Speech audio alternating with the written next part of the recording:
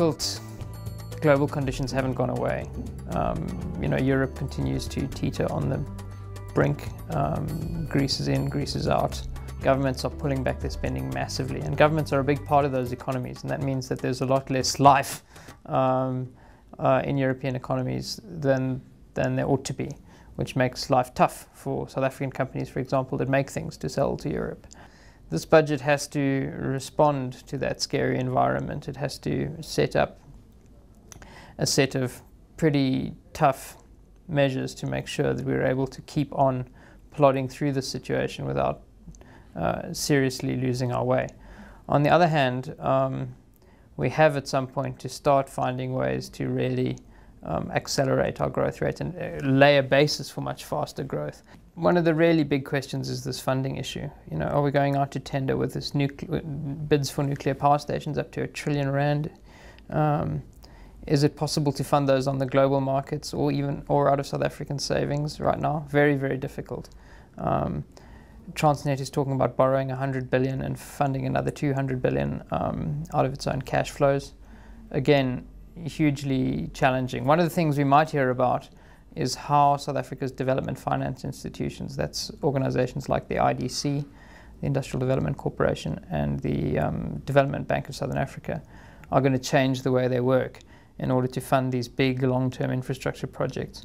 The truth is that the tax burden has been gradually rising over the last few years, almost unnoticed. So it seems to me that the government is taking out a bigger chunk of the economy in tax.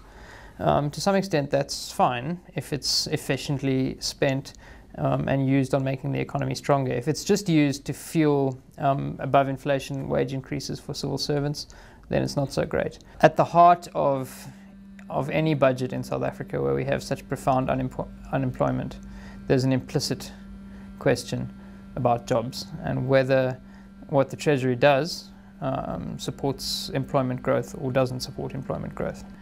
I don't think you're going to see government pulling back from spending drastically in a way that would crimp employment, and we're already seeing with the economic recovery that new jobs are starting to come through. But the real jobs question is the one of massive structural unemployment, and that can only be addressed by a set of policies that create space for much faster growth. The NHI has been a huge topic of discussion for the past few budgets, with the expectation that we're going to start to see big fiscal impacts coming from NHI fairly soon. I think the truth is that that's not really on the cards.